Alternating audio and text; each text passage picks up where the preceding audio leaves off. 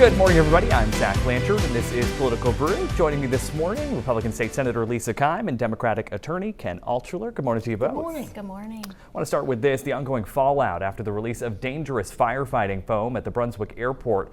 Local and state politicians are now involved in calling for the head of the Mid-Coast Redevelopment Agency to resign. Senator Maddie Daughtry, Representative Dan Ancleys held a press conference earlier this week after a report revealed the agency knew the system was deficient over a year ago. And I am concerned about their ability to manage safety in light of recent failings, and especially because of the increased awareness of the lack of transparency and what appears to be a cover-up, miscommunication, or non-sharing of safety standards.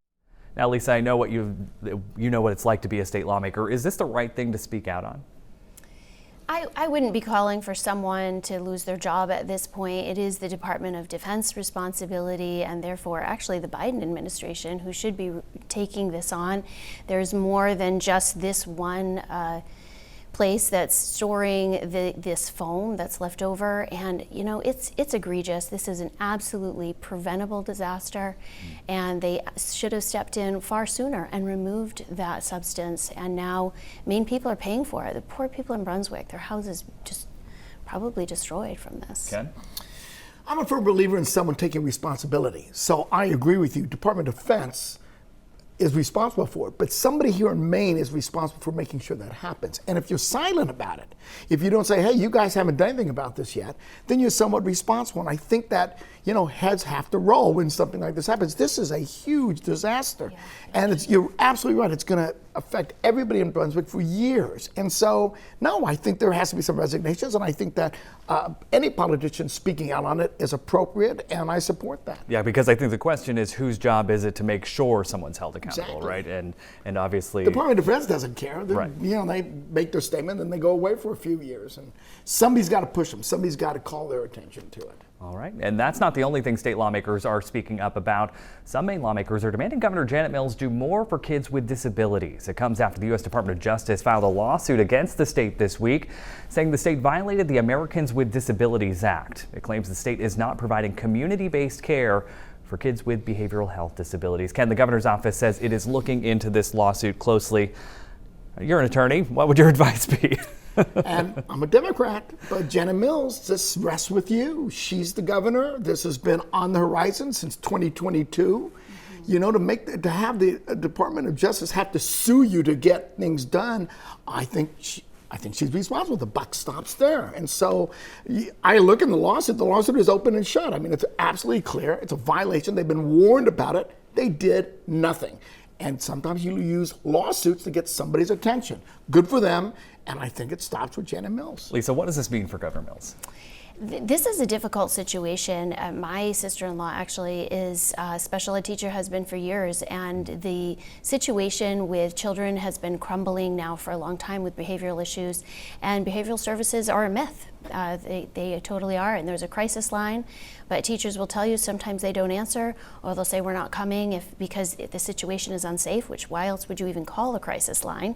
And we absolutely need more services, and they need more support, and we have not put enough there, and teachers are holding the bag for this. One teacher has restrained children 2 to 3 hours waiting for someone to show up and help them. So unless it's directly impacting you, you don't realize that this is a crisis that's happening in schools all across the state.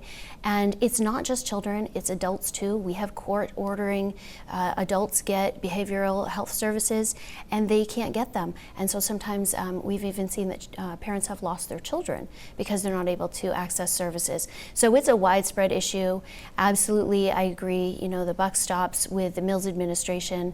But it's very multifaceted, and we have to give it attention. And it's not as if we haven't heard about this for a year. This is not a new problem. Right. There's always problems with DHHS and how we treat the needs of children and adults. And it's not new. And it's, you know, the state has been somewhat flush financially for a number of years. This is where you need to put some money.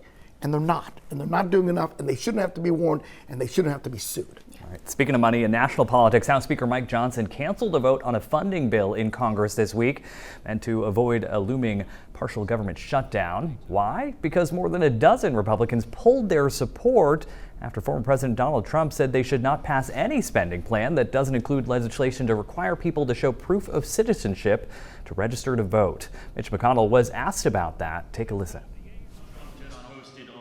Social that he believes that Republicans should shut down the government if they don't get the SAVE Act or election security passed ahead of the election. Do you agree with that?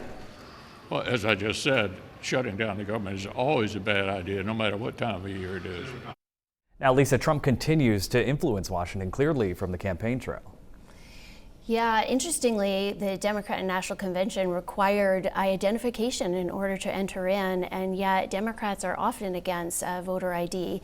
And I think it is a very important issue. It's a safeguard. Most American people agree that we need to safeguard elections this way.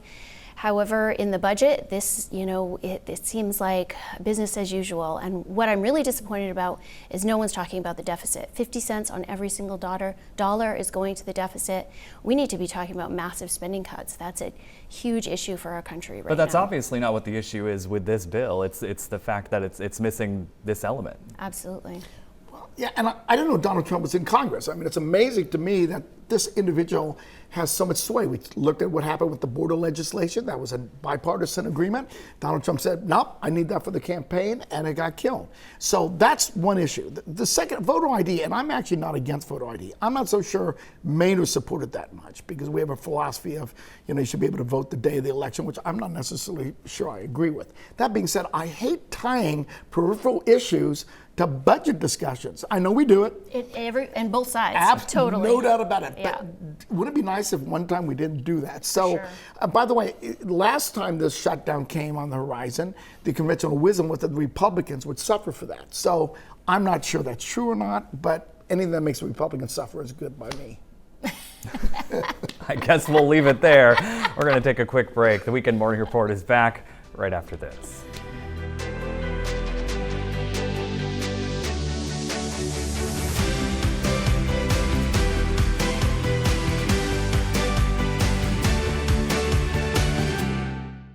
Good morning, everybody. I'm Zach Blanchard, and this is Political Brew. Joining me this morning, Republican State Senator Lisa Keim and Democratic Attorney Ken Altshuler. Good morning to you both. Good morning. Good morning. We'll start with former President Donald Trump vowing not to debate Vice President Kamala Harris again.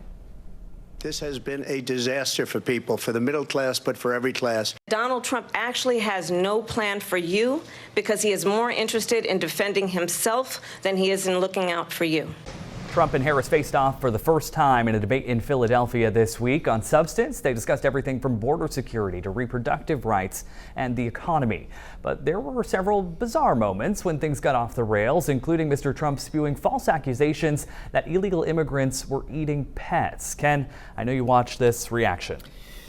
Where do I begin? So winners and losers is hard in a debate. The last debate, it was clear that Joe Biden was a loser the minute he walked on the stage, and that was very clear.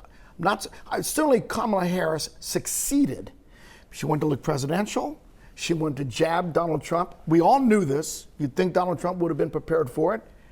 He's Donald Trump, and he can't help himself. So I think if you had to have a winner, Kamala Harris is clearly the winner because now she didn't talk about substantive issues, which people say they want to know. I'm not so sure people really need to do that, and that makes a big difference. But I would like to see some more meat. But her demeanor and her prosecutorial abilities, I think, made her look presidential, and Donald Trump looked like Donald Trump. The question is, did it change any votes?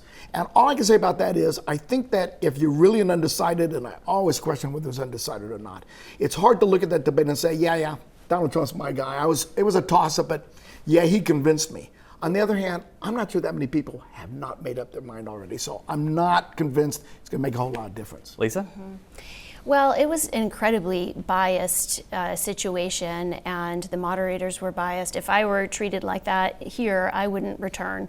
The fact checking that happened, on air, right, against Trump, and never once against Kamala. And in fact, they were wrong once when they said that crime hasn't increased, because it absolutely has. It's but just that statistically, nationwide, data shows that crime has gone down nationwide. Only because cities like New York and LA are not reporting because reporting is voluntary, and I know this even from on the state level. So crime has gone up. So they were incorrect in that. And so checking him like that put him at an unfair advantage. But I would agree with you. I think Kamala would come off as the winner of that debate because it's the first time I've heard her speak coherently. And I think most people were just shocked at the way she came off. And so she won basically almost the minute she stepped on stage and then started speaking coherently. So we were impressed with that. But the way that she has flip-flopped her positions, saying, she supports law enforcement, which she's well known for defunding the police and bailing out violent, people from the BLM riots, which, law enforcement put their lives at risk to put those people in jail. So there's so many things, the ban on, the mandatory buyback on assault weapons, and then saying she's not going to take people's guns. All those issues flip-flopping. I think if you're on the fence, you probably weren't watching the debate, right? It's usually politically attuned people that are watching. So I'm not sure how much impact it actually has on people that are on the fence. I think they probably aren't watching. And Trump was Trump. I don't think anything new came out there for him. A couple of quick things. Donald Trump lied 33 times in that debate. Kamala Harris once, okay? You challenge him because he's making statements that are just... I disagree that she only lied once. But let me tell you what a Republican commentator said that I saw on Fox News, and I think this is true. He said, you can't blame the refs for missing layups. And that's the point. I know the Republican argument is it's 3 against 1, but Donald Trump had many opportunities. The question about pets was in response to a question about immigration. How do you get derailed on that when that's your strongest argument? So absolutely. He just... And I mean, that's the point about Kamala, too, is she's done nothing about immigration. And immigration crime itself, according to U.S. Border and Patrol, has gone up 250%. Except the last year when they finally... Migrant crime. Listen, I've criticized Kamala Harris for being the czar and not going to the border for 90 days. Yeah. I agree with you, but they have changed that trend in the last year. Kamala Harris should focus on that, and Donald Trump should focus on what have you done for 3.5 years, which he didn't do until his closing argument. All right, I want to get to what Mainers had to say about the debate. Take a listen. I thought Harris absolutely took it, 100%. Honestly, I unfortunately plan on voting for Donald Trump because I feel backed into a corner on certain issues. When I look around, I see our country is going in a bad direction. Lisa, what does Trump or Harris have to do to change the mind of those undecided voters, perhaps the ones that weren't watching the debate? We need to focus on the issues that are really hurting people. And right now, that's their pocketbooks. I was, in fact, just talking with some young people the other day, and they're wondering, how am I going to afford a home when look at how much it costs for my groceries? And that is the real struggle of regular Maine people. Democrats do not have solutions that help mainstream America, and Republicans do. And regardless of how someone speaks, because even Janet Mills promised not to increase taxes during a campaign, what people say sometimes during a campaign is expedient, and it's not always truthful. Neither one of these people are new to us. We can look at the policies that they have supported right along. We can ask ourselves the question, are we better off now than we were during the Trump presidency? For me and my family, and for the people of Maine that I know, they are not better off. Yeah. So we need to drive that home. Aside from the issues, Ken, there's also kind of this element of endorsements, and uniquely there's this endorsement of Taylor Swift and the Taylor Swift effect that's caused reaction from both sides. Are those types of things really going to play a key role to getting more folks out to the polls? So usually I say no, that it's better to have them than not have them, but who cares what a celebrity says? However, Oprah Winfrey, they say that she caused 1 million people to vote for Barack Obama in 2008 by her endorsement. So somebody like Taylor Swift, look, 400,000 people registered to vote after her endorsement. And she was very smart. She didn't say vote for Kamala Harris. She said, I did the research, you do the research, this is who I'm supporting, but register to vote. Now, I'm not saying all 400,000 are going to vote for, actually vote because they registered. The point is, I think she has a huge amount of influence on the young people who are the ones who stay home. If she could, remember, Barack Obama galvanized the youth. He really did. And that caused them to get elected. If her endorsement brings out young voters, Kamala Harris could win. Maybe. I talked to my niece who's 13 and I said, I can't believe that Taylor Swift came out and did this. And she has the big Taylor Swift flag in her bedroom. And what she said to me is, what do you mean? She's always been political. And she just shrugged it off. So But to she's her, not voting. not a big deal at all. But she's the young people, and Yeah. she's very tuned in and idolizes, right, Taylor Swift. So, Well, who doesn't? Right, I know. That's such a shame. What the heck happened? Continuing on endorsements, Theriault picked up a big one this week from the NRA. The National Rifle Association gave Theriault an A grade while giving Democratic incumbent Jared Golden an F. A spokesperson for the NRA called Congressman Golden's position on guns a radical anti-gun agenda after he changed his stance on assault weapons bans following the Lewiston shootings. Ken, the big question here is, will this hurt Golden? So it doesn't help him. It's not a surprise that the NRA did this, and I think that in the 2nd District, it's got to have some impact. The problem, of course, he's not leading by much already. For an incumbent to only be leading by 3% is problematic. So will there be enough people who will change their vote? I think most people who listen to NRA endorsements would have already voted for Theriault or already support him. So I'm not sure it's gonna, it's certainly not gonna help him. I think it's going to take some votes away from him. I'm not surprised by the endorsement. I kind of admire Jared for taking the stand he did after voting for some legislation that was contrary to the Biden administration, and that got him some support. Yeah, sportsmen's groups and Second Amendment groups are strongly supporting Theriault and have pulled back from Golden. So that's actually a change from where they were before. But I want to be clear, the Maine Sportsmen's Alliance has not made an endorsement yet. It has said it won't endorse Golden, but it has not made an endorsement yet. I just want to be clear there. But Well, they not have endorsing some of your But they gave things. him. But they gave him a C rating. So that's Better not than an F. But it is better than an F. But it's not an A like Theriault has. So absolutely. And there was crossover votes for Golden last time that I believe this issue is the wedge issue that is going to make him lose those crossover I'm not votes sure that he people had. vote on one issue, though. Maybe gun owners will. And that may be, Oh, I because don't it's think important in the I 2nd don't District. think one issue, but it's an important issue. Yeah, it's I a agree really with the 2nd important issue. District. I live there. I know. These people care. All right, we'll leave it there. Let's wrap things up with winners, losers. Ken, you're up. The winner is clearly Kamala Harris. She did what she needed to do in the debate. She looked presidential, and she needled Donald Trump until Donald Trump became Donald Trump. And if any votes were switched because of that, she succeeded. The losers, I have to say, are the cats and dogs in Springfield, Ohio, who every day have to worry about getting eaten I don't know if I'm by a supposed to laugh at Haitian you. immigrant. It's not true, first of all. Thank Let's you. just be clear here. Oh, okay, then I take it back.